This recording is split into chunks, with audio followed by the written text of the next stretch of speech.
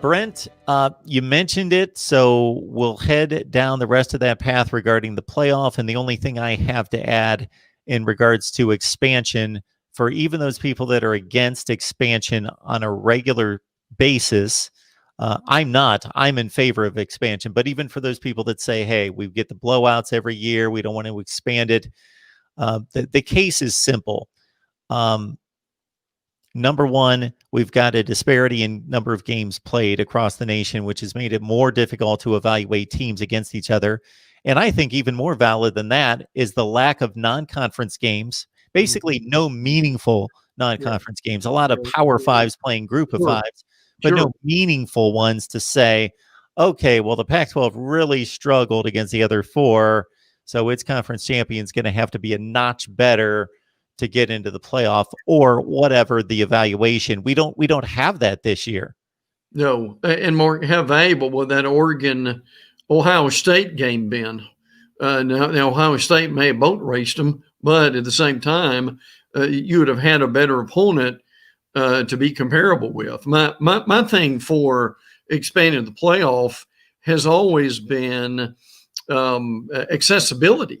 But because if you don't have some accessibility, you're not going to get some of these conferences and certainly the non-power five to be able to be in there too. So, and look, the way this situation is going now, there's going to be several probably well-deserving teams who should be in the playoffs, and which is my thought all along, that this being a COVID year, the commissioners could have just said, look, we need to do ourselves a favor at this point and just be able to expand it at least by another game and have six teams involved instead of four, and that would have helped a lot. Look, people argue about the bowls. The bowls will be fine. That the bowls will take care of themselves. I'm not saying do away with the bowls, but I'm saying we really are in a situation now to where, and it will happen when we renew the TV contracts during the middle of this decade. But this year would have been really valuable to being able to expand the playoffs. Yeah, it's not always a popular stance that I take, but the one that I do take is that every conference should be represented. I agree. At least, yes. And the reason I say that is that so we first had this announced in 2013 that there would be a playoff, and when I was asked, "Is this a good thing for college football?" my first response was, "It can't not be. It affords two other worthy teams an opportunity to then prove and win a national championship." So just by default, in giving two other opportunities, it's a better system. But it's still, if I'm doing the math correctly, 5 conferences, 4 spots, it doesn't work. And then, of course, we have a certain narrative concerning certain conferences not necessarily being as good. And I understand that, but we just don't have the data points and the number of games to evaluate these conferences against each other just to assume, well, the Pac-12 hasn't been very good, so they're still no good. Don't let them play. When in fact, the Pac-12 has only been in 2 playoffs and they made a championship game once. And the other was not, it wasn't an extremely competitive game, Washington and Alabama, but it was not an embarrassment. It was a 17-7 game in the fourth quarter. Absolutely. And it would have, and so Washington at that point, they had a fair representation of the conference and of themselves. And look, again, even though I cover the SEC and the ACC, I'm still, as I mentioned, really in favor of your non-power 5 teams, i.e. your Cincinnati's, UCF a few years ago. I mean, look, who in the world, Mark, can't like this Coastal Carolina situation that we've got going on right now? And listen, I know are the arguments about the situation of, well, if you put them at if you expanded it to 8, you put them at 8, they would just get slaughtered. I get that, but look, until they get a chance, we don't really know that at this point. So that's a thing that we are still hoping that is going to happen sooner than later. One of my favorite questions to ask people when I'm trying to debunk the current playoff system is tell me one thing that you can do as a football team to guarantee that you will make the playoff. And it seems like a simple question because people are like, well, just win your conference. Or then they think, okay, no, win all your games, and you guarantee. I said, no, that doesn't. There is nothing that you can do to guarantee that you will make the playoff, because if you go undefeated, but every other Power 5 conference champion goes undefeated, somebody gets left out. So you can't even do anything to guarantee that you're going to make the playoff. Oh yeah. Well, and Mark, I had the opportunity a few years ago to be in the with the mock committee in Grapevine, and I really enjoyed that. Tell us about that. It was fascinating to be able to be in the room. The thing they did, I was in there in 2018, and they go back 5 years. So when we were looking at the 2013 teams at that point, and one of the interesting developments that happened in that room was Central Florida was one of the teams they were looking at, but the committee looked at their strength of schedule. And Mark, listen, and I'm not exaggerating this, there were a lot of members of that committee in that room that laughed at their schedule, which meant they were not even considered at that point. But I'll say this, the other reality is that decision is a lot harder than it looks. When you've got 13 people in there, some with a lot of differing opinions, and you've got more information that even you and I deal with on a daily basis, which would be doing something to be able to do that. It is really a fascinating experience. And look, this is what I've always said in discussing the playoffs.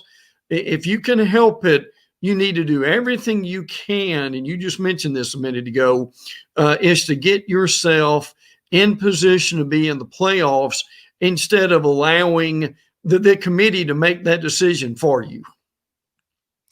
Yeah, and then the other thing I will say concerning the argument that as you continue to expand, there's always going to be a team that's going to have a gripe.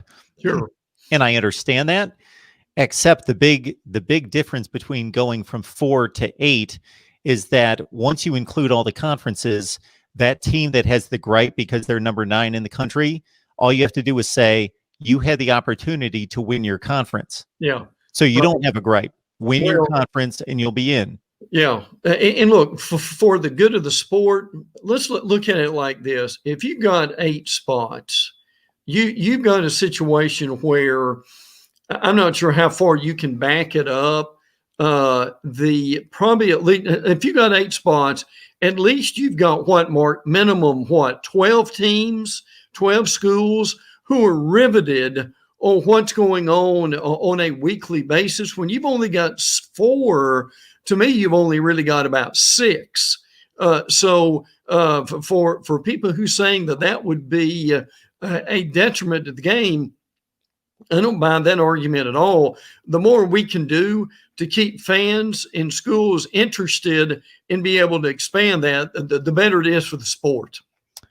I'm going to run the numbers during the off season and go through all the years and devise the 8-team bracket just to make sure. But I'm almost positive that I've run it through in my head over the last 20 years.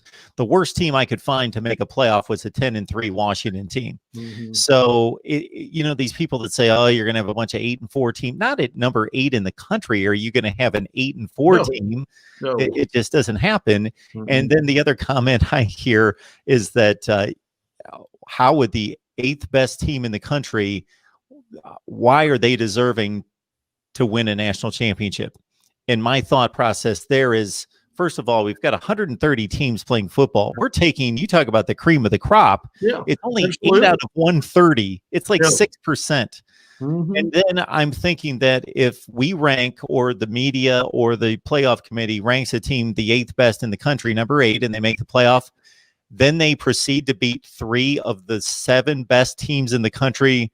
They're not the 8th best team in the country. If they just went and beat number 1 mm-hmm. and like number 2 and like number 5, sure, they earned a national championship. I don't think there's a murderer's row in history that a team at number 8 in the country would have to go through like that to win a national championship. They would have earned it. Well, and as you know, we're down here in Jacksonville, and we covered Bobby Bowden very closely when he was at Florida State. Now, just imagine this, Mark. If we would have had a playoff when Bowden was coaching FSU, and they're on that unbelievable streak of like over basically a dozen years of being in the top five. The thing that's exciting about that, when you think about it, is there were years, and Bowden even alluded to this themselves, where they struggled in September, and then they found themselves in October, November, and they were a team that there was no way you wanted to play them, right, Mark? At the end of November, that would have been as hot as molten lava in the playoffs. So to me, the expanding of the playoffs, to your point, would be real advantageous for that number 8 team that got hot just at the right time and got in the playoffs. And that's a team you don't want to face. Absolutely. It's a fascinating discussion, and we're at least at this point where we get 4 teams into the and I'm trying to discipline myself, Brent, to not say playoff. I'm trying to correct myself to say invitational. It's only by invite. Right. Actually, an invitational. Yes. But, I still slip up.